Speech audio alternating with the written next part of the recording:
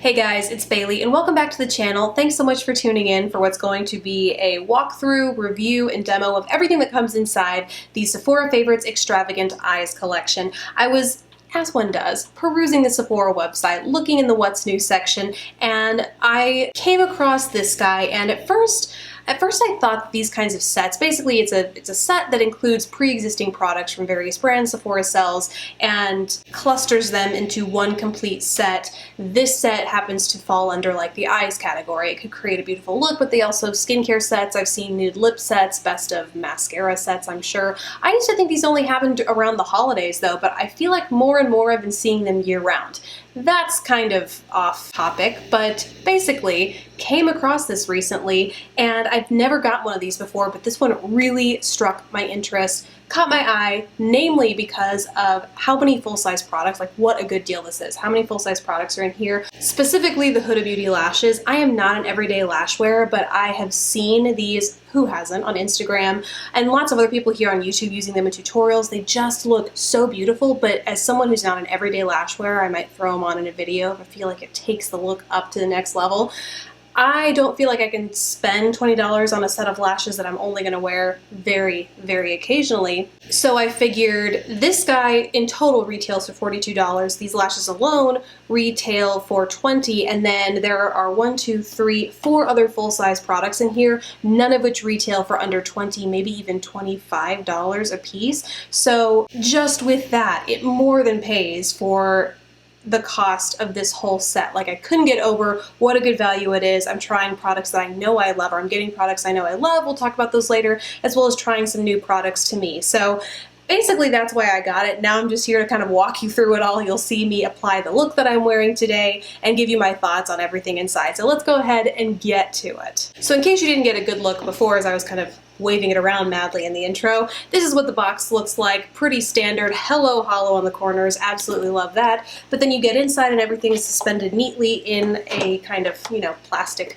frame as it typically happens. Let's walk through everything as I applied in this demo. So first up is the Smashbox 24-hour Photo Finish Shadow Primer. I actually already had this. I think the brand had sent this to me a couple months back, and so I've already done some work on mine. It's a pretty good primer. It feels like it's silicone based at first, like it has that signature slip to it, but it really does dry nicely and matte on the eyes. It's not super opaque, so if like me, you like to kind of cover those small discolorations or capillaries that tend to peek through very thin eyelid skin, this is not going to give you complete opacity. There's not a whole lot of pigmentation here, but it will provide you a nice matte finish, and it definitely works as far as primers goes. Like, it keeps your shadows in place. So, and it's a full size, so overall you're getting an amazing primer in this set. Now let's get more into the colored base territory, I suppose. 2 plum bases. The one that I'm wearing in the look today is the Mercier Caviar Stick Eye Color in the shade Plum. This is one that when I did the video about my top 5 favorite eyeshadow sticks, so many of you guys recommended that I try this because I hadn't, and I have to say, you weren't wrong. The quality here is amazing. It's a very, very creamy eyeshadow formula. A little bit goes a long way. The way I preferred to apply it was to dab it directly on the center of my lid, give it a few swipes to build up the pigmentation there, and then go in with a brush or my finger. I find that a brush allows for a little bit more precision, but you totally can use your finger to help, and the heat from your fingers will help that blend in a little bit easier. But a brush does just as good of a job, helps it blend like a dream. It doesn't skip around a whole lot. The brush does soak up a little bit of that product, so I did find I had to go in and layer that pigmentation up a little bit more to blend it out again, but you'll see that it's very layerable. It doesn't just become this sheer wash of color like the next product I'm about to talk about. But before I do want to point out this is another full size that I believe retails for $29 individually, so amazing. I mean, like, between this and the first product that I mentioned, this box is already paid for, so amazing value. Oh, and the other thing I should mention is that although I do apply this today over the primer, it performs exactly the same if you aren't wearing an eyeshadow primer underneath. This has primer-like qualities in that I can lay this down without anything underneath. It'll stay alone if I don't put a powder over it, or it will act as a color eyeshadow base and help those powder shadows last all day. Onto the other colored base, another kind of purpley shade. This is the Milk Makeup Eye Pigment in the shade Silent Disco. A few months back, I hauled the same product, but in the shade All Nighter. It's a very steely gray kind of color, and there's consistency definitely across the board. These are very sheer shadow bases though, and very glittery shadow bases. So they look pigmented on the finger as you go to apply, but this is another one where you can use finger or brush, but it definitely gets sheared out a little bit more, and it takes a lot more to layer up to get more opaque coverage. If you are trying to build like a very deep plum look with these, or a deep steely gray, a little bit more layering, and they are they are a fluid cream texture as opposed to a cream shadow stick. So there's also a little bit more time in making sure that's dried before you go in with the next layer. Although I do wish they would have included some different colors, because both of these are very similar plums. I do like that there's a difference in texture. Here you have a strictly matte stick, whereas the Milk Makeup contains a lot of shimmer. Moving on to powder shadow, another great deal in this box is a NARS single. It's their dual intensity eyeshadows in the shade Himalaya, I think it's Himalaya. And when I first got this, I don't know what I was thinking. I thought I had this shade because, guys, I love this formula so much. I already have 4 of them. Like, I really, really am impressed with this eyeshadow formula, so I was excited to get this, hoping that it wasn't a shade I have. I don't know what I was on that I thought I owned this, but I checked it against the 4 that I actually own. No, it's totally new to me, which is awesome. It's this beautiful universal taupe, has a great mauve-y undertone there. It's frosty, borderline metallic, like it's going to foil and become more metallic as you use it wet, which is exactly what these dual intensity eyeshadows are intended for, both wet and dry use. So you can see it gives this beautiful frosted taupe finish when used dry, but then when you use it wet, it really amps up that metallic finish. And once again, that retails for like $29, I want to say, individually, so another great addition to this box. Moving on to liner, this is one I had already tried before, in fact, in I think a Play by Sephora box, or they also just have samples of these. Like, frequently they'll use these as their 100 point perks, but it's the Sephora Crayon Contour, or Contour Eye Pencil, waterproof for 12-hour wear. This is just in a basic black shade. Is it actually, oh, Black Lace. It's a matte black shade, 01, and great staple to include in here. I'm constantly impressed by the quality of these shadows. Like, the Sephora brand in general is very underrated and somewhat affordable by comparison of some of the other brands they retail, but this is a great addition to this box because not only is the black liner relatively universal, it's something that all of us can use in some way or another, whether or not it's a fierce black, ultra smoked out eye, to just a very basic waterline line. It's good to go for most of us, so good addition here as well. Next up is mascara. This is the Marc Jacobs. This is a sample, kind of a luxury sample size, or whatever, the deluxe sample size is the name for it. This is the Mega Lash Volumizing Mascara. This is in the shade Blacker. It's just a black mascara. I have to say, this is not, I'm glad I got a sample size of this. It's going to be good to travel with because I don't dislike it, but I'm not a huge fan of what it does for my lashes. It has this natural brush, natural bristled brush as opposed to rubberized. The bristles here are kind of randomly interspersed, like there's really no rhyme or reason to them.